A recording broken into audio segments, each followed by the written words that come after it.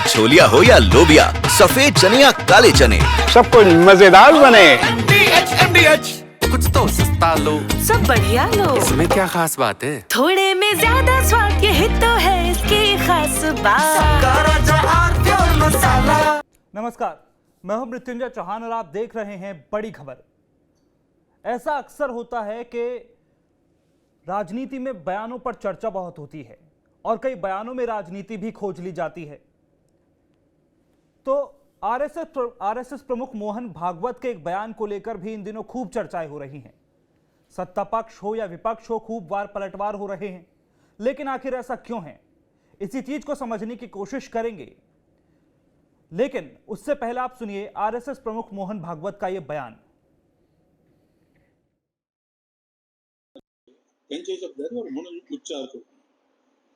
मैं जब मर जाऊंगा तभी पहले लोग पत्थर मार के देखेंगे कि सचमुच मर गया। मग ते असं म्हणाले 75 वर्ष का आपने किया, लेकिन मैं इसका अर्थ जानता हूँ। 75 वर्ष की साल जब उड़ी जाती है तो उसका अर्थ ये होता है कि अब आपकी आयु हो गई, अब जरा बाजू हमको करने।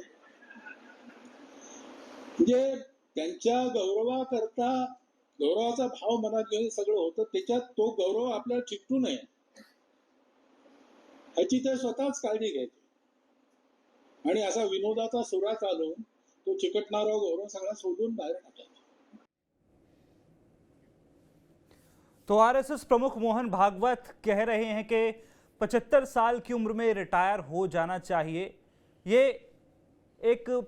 इसे एक प्राकृतिक प्रक्रिया कह लीजिए या फिर इंसान को खुद रिटायर हो जाना चाहिए, इस बात का उन्होंने जिक्र किया था। इस बयान को लेकर विपक्ष अब बीजेपी पर हमलावर है और वो हमलावर क्यों है और उसके क्या मायने हैं, ये समझने की कोशिश करेंगे। इसके लिए स्टूडियो में हमारे साथ मौजूद हैं हमारे सहयोगी पुष्कर चौहान। पुष्कर जी, आरएसएस प्रमुख मोहन भागवत के एक बयान ने सियासत में हलचल पैदा कर दी है।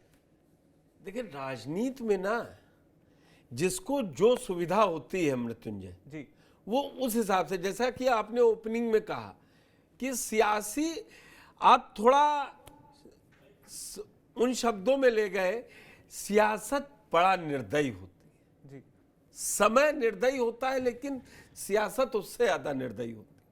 75 आता तब होती पंचायत तो समझ में आता, लेकिन मजेदार बात यह है कि 75 से पहले ही 75 की चर्चा क्यों और मोहन भागवत जी के बयान पर के सहारे भी सियासत क्यों।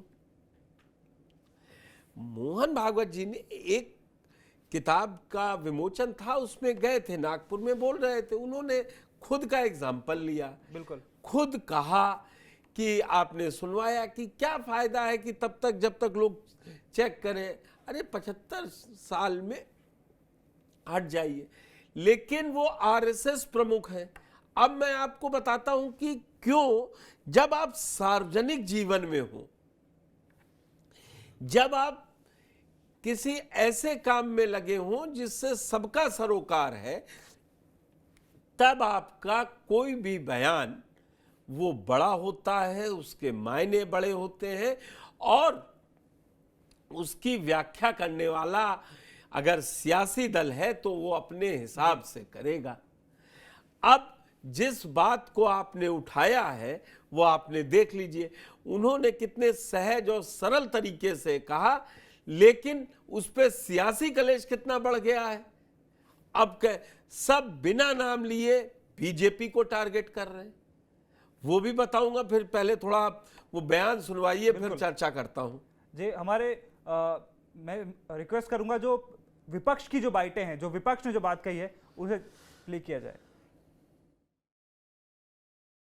साफ साफ संदेश है और साफ साफ पता भी चल रहा है कि इसके लिए कौन 75 साल अपना बनाने वाले हैं। सितंबर में देश जानता है, देश क्या अब तो सारी दुनिया भी जानती है, क्योंकि प्रधानमंत्री जी सारी दुनिया में अभी होकर आए हैं, 5 राज्यों में, देशों में होकर आए हैं।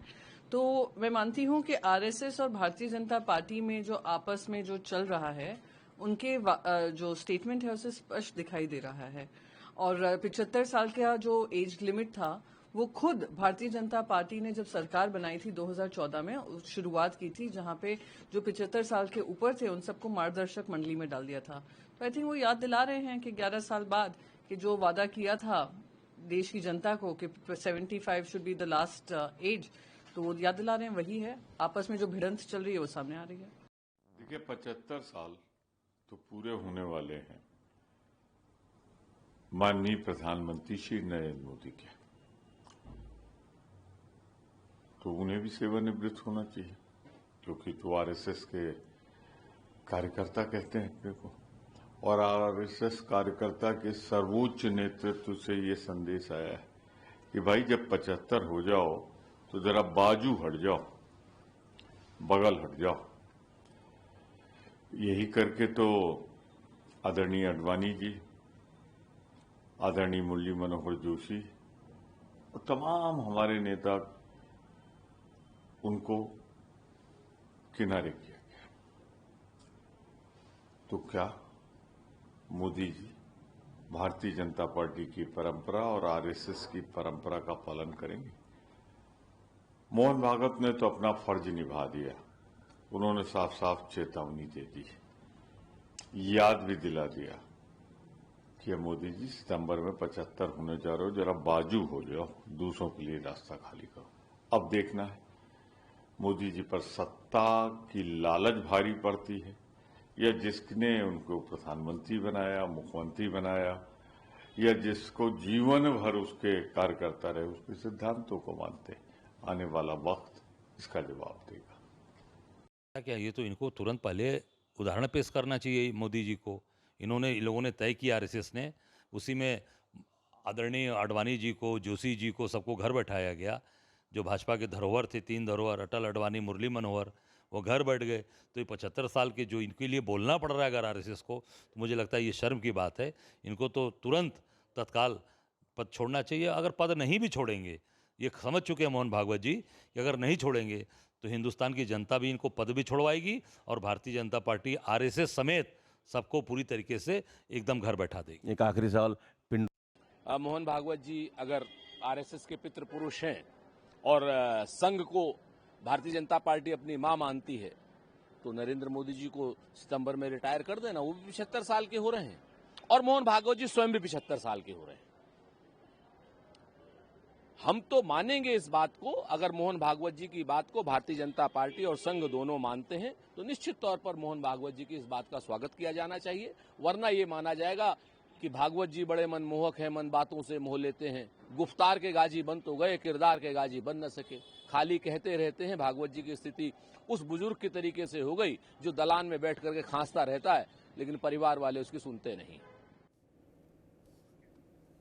तो पुष्कर जी, आपने सुन लिया सभी के बयानों को, और देखिए कांग्रेस हो चाहे कोई भी राजनीतिक दल हो, लगातार इस बात को कह रहे हैं कि संदेश तो बहुत बड़ा दे दिया मोहन भागवत ने। देखिए संदेश दे दिया। मैं आपको एक फेरिस्त बताऊं, जो बात थी ना, शुरुआत आपने की है, तो फिर जब अगर आप कोई लकीर खींचेंगे तो उसके बराबर की लकीर ही सामने वाला खींचेगा, जरूरी नहीं है। ये विवाद जो आप कह रहे हैं और अब सोशल मीडिया पर बुरी तरीके से चल रहा है जी। 9 तारीख की शाम को मोरोपंत पिंगले की जो राम जन्मभूमि आंदोलन के कहे प्रेरणा सूत्र थे आरएसएस के, उनके मरणोपरांत एक किताब का विमोचन था, उसमें बोल रहे थे। 9 जुलाई को बोला, 10 जुलाई को आपने प्रियंका चतुर्वेदी को सुना, 10 जुलाई को प्रधानमंत्री 5 देशों की यात्रा पर से लौट के आए हैं। आज सुबह 11 जुलाई को जयराम रमेश, जो महासचिव है और मीडिया सेल इंचार्ज भी है कांग्रेस के, उन्होंने लिख दिया ये कैसी घर वापसी। आते ही बता दिया गया कि 15 सितंबर को आप 75 साल के हो रहे हैं। फिर वो आगे भी लिखते हैं, खुद भागवत जी भी 11 सितंबर को 75 साल के हो रहे हैं। और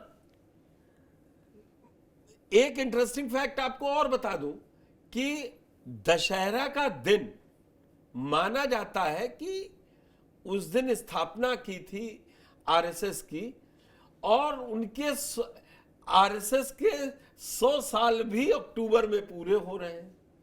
तो अब माना जा रहा है कि क्या बीजेपी और आरएसएस में एक साथ बड़ा बदलाव देखने को मिलेगा? मैं इस लकीर को सियासी लाइन में नहीं खींच रहा भाई।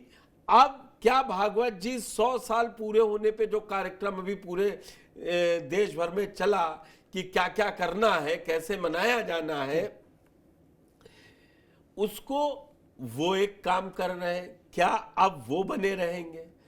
बीजेपी का राष्ट्रीय अध्यक्ष चुना जाना है, बिल्कुल, और विपक्ष याद दिला रहा है मोदी जी को कि आप 75 के हो गए हैं, अब जाना चाहिए, बड़े बूढ़ों की सलाह माननी चाहिए।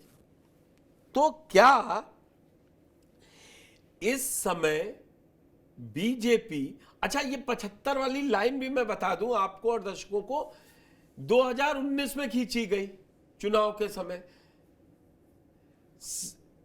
पहले तब नजमा हेपतुल्ला का टिकट कटा, कलराज मिश्रा का टिकट कटा, कल्याण सिंह का टिकट कटा कि ये लोग 75 साल के हो गए, अब चुनाव नहीं लड़े जी। फिर 24 में टिकट, सुमित्रा महाजन का टिकट कटा, लाल कृष्ण आडवाणी का टिकट कटा था 19 में। फिर 75 में 75 के बैरियर में 24 में कई नेताओं के टिकट कट गए। आप उत्तर प्रदेश से संतोष गंगवार को लीजिए, आप उत्तर प्रदेश से राजेंद्र अग्रवाल को लीजिए। अब ये बात आई कि जब, अच्छा बीजेपी ने अब अलग अलग राज्यों में समय सीमा तय कर दी, जैसे छत्तीसगढ़ में 45 से 60 साल के बीच का ही प्रदेश अध्यक्ष होगा। 75 साल की बात 2019 में जो मौजूदा गृह मंत्री हैं उन्होंने ये कहा था कि 75 साल के ऊपर के लोगों को टिकट नहीं दिया जाएगा। लेकिन 24 में विडंबना देखिए, मथुरा से सांसद हेमा मालिनी को टिकट मिला हुआ है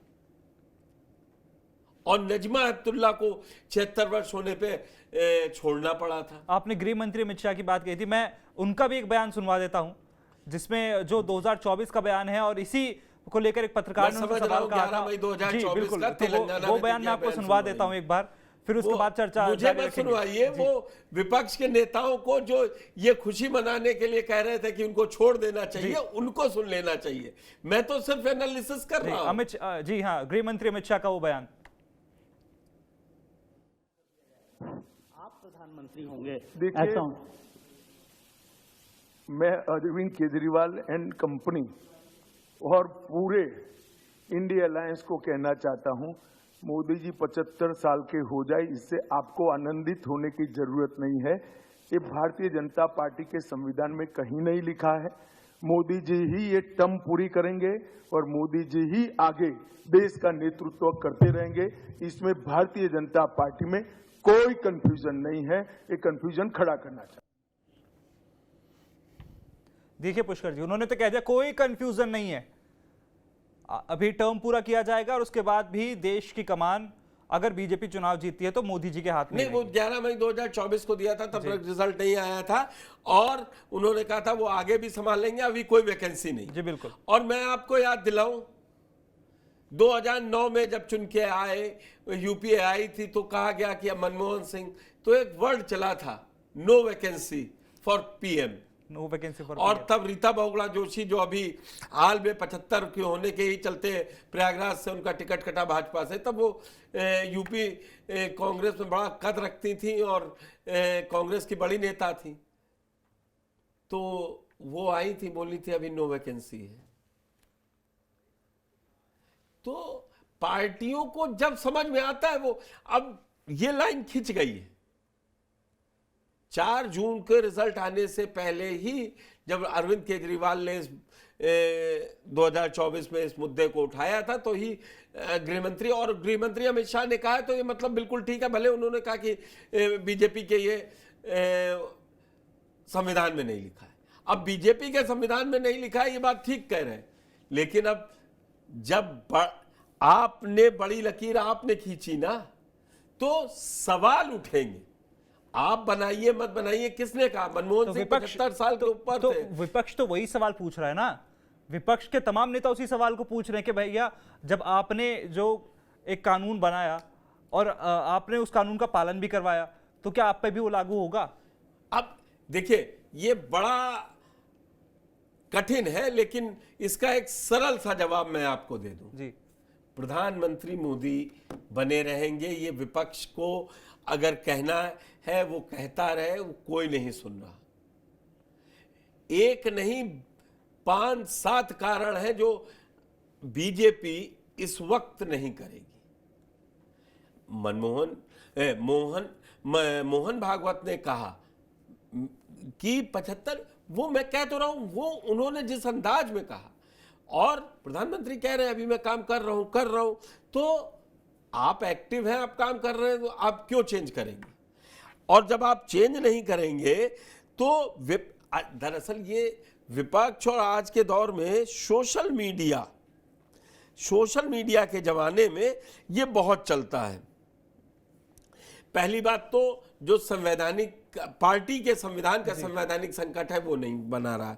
दूसरा, ना तो भारत में ऐसा कोई नियम कहता है कि भाई आप 75 साल के हो गए, सब तो 75 के बाद ही ज्यादातर बनते थे। बिल्कुल। तो और ये 75 का ठीक है, लेकिन बीजेपी बड़ी पार्टी है, विश्व की बड़ी पार्टी है, हो सकता है कि वो बड़े नॉर्म्स बना दे, बड़े एग्जाम्पल सेट करे, लेकिन अभी प्रधानमंत्री मोदी कहीं नहीं जाने वाले हैं। ये बीजेपी ने साफ कर दिया है, उनके सहयोगी भी कह रहे हैं, अभी आपने संजय निषाद का बयान सुना दिया। लेकिन दरअसल विपक्ष यही कहते हैं ना, फिर कहते हैं मुद्दा। अब आप मुद्दा ऐसी बातों में ढूंढेंगे और फिर चाहेंगे कि जनता आपको वोट दे दे। इसलिए मैंने शुरू में कहा था कि बयानों में राजनीति जरूर ढूंढ ली जाती है। देखिए, वो तो सियासत ये कहती है कि आप जो कर रहे हैं उसको आपको, हम अपने शब्दों पार्टी विद डिफरेंस कहते थे अडवाणी जी। बीजेपी का नारा था कि पार्टी विद डिफरेंस, तो पार्टी विद डिफरेंस है तो हो सकता है 75 पर कुछ लागू कर दे। और उन्होंने रिटायर भी किए हैं कुछ लोगों को, ऐसा नहीं है, मैंने लंबी फेहरिस्त बताई। आपने अगर अजय राय का बयान सुना होगा, जो कांग्रेस के प्रदेश अध्यक्ष है, उन्होंने तमाम नेताओं के नाम गिनवाए और आडवाणी जी का नाम प्रमुखता से लिया गया। लगातार विपक्ष उन्हीं के नाम को लेकर बीजेपी पर वार भी कर रहा है। मैं वही कह रहा हूं कि आप लिस्ट उठा लीजिए, 24 में ही टिकट देते चले गए, जो 75 का पार कर जाएंगे, चाहे हेमा मालिनी हो, जब 29 खत्म होगी तो 75 पार हो जाएंगी ना। बिल्कुल। जो ये कह रहे हैं, लेकिन बीजेपी ऐसे लोगों को टिकट दी है। राजनीति में जब राजनीति में कहा, जब स्थायी दोस्त तो स्थायी दुश्मन नहीं, तो स्थायी कोई विचारधारा नहीं। जरूरत के हिसाब से कांग्रेस बैठ गई ना उद्धव ठाकरे के साथ, शिवसेना के साथ, जरूरत पड़ी तो भाजपा कश्मीर में सरकार बनाई ना। किस विचारधारा की और सियासत दलों से आप बात कर रहे हैं? सपा और बसपा का गठबंधन हो सकता है, सपा और कांग्रेस का गठबंधन नहीं हो सकता। सपा और कांग्रेस से तो जो भी क्षेत्रीय दल गठबंधन कर रहे हैं, वो ये समझ ले उनका जन्म ही कांग्रेस के विरोध में हुआ था। बिल्कुल। कोई पार्टी आप उठा लीजिए, कोई, अरविंद केजरीवाल ने गठबंधन किया ना दिल्ली में लोकसभा में। अरविंद केजरीवाल किसके खिलाफ आंदोलन चला रहे थे? उल्टा चल लेते हैं और आखिरी तक पहुंच जाते हैं, मुलायम सिंह यादव तक। समाजवादी पार्टी खड़ी की हो, कोई हो, बीएसपी का जन्म क्यों हुआ था? कांग्रेस की नीतियों के खिलाफ हुआ था ना जी। भारतीय जनता पार्टी कांग्रेस के खिलाफ खड़ी थी ना, जनसंघ। राष्ट्रीय लोकदल, जो आज जैन चौधरी हैं, इनके पिताजी चौधरी अजीत सिंह पूरी अपनी पार्टी लेके विलय कर गए थे 96 में, और नरसिम्हा राव सरकार में मंत्री बन गए थे जाके। तो सियासत में कौन किसके साथ बैठेगा, कौन क्या अपवाद करेगा, ये अपवादी रहने दीजिए और इस वक्त मजा लीजिए 75 साल पर। अब कहने को तो यह भी है कि 8 जुलाई को गृह मंत्री अमित शाह ने खुद ही बता दिया कि वो क्या करेंगे, ऑर्गेनिक खेती पर ध्यान देंगे और चीजों पर ध्यान देंगे। वो रिटायरमेंट ऐसा चाहते हैं। और फिर उनका अब वो बयान बहुत सोशल मीडिया पे वायरल भी हुआ था। अब वो क्यों चल रहा है? तो ये एक बड़ा व्यक्ति जब किसी बात को संबोधित कर रहा है, उसको हर चीज का वो कहते नहीं, बचपन में सिखाया कि बात की बात मत पकड़ा करो जी। तुम मृत्युंजय वो राजनीतिक दलों को पकड़ने दीजिए, आप बात की बात मत पकड़िए। ठीक है, तो बात की बात नहीं पकड़ते हैं, लेकिन ये बात तो तय है कि विपक्ष लगातार सवाल उठा रहा है और आगे भी उठाता रहेगा। लेकिन अब देखना होगा कि क्या सत्ता पक्ष की ओर से इस बात पर कोई जवाब आता है, या जो पहले गृह मंत्री अमित शाह कह चुके हैं वही बात आगे तक पत्थर की लकीर है। पत्थर की लकीर है जी। अब छोलिया हो या लोबिया, सफेद चने या काले चने, सब कुछ मजेदार बने।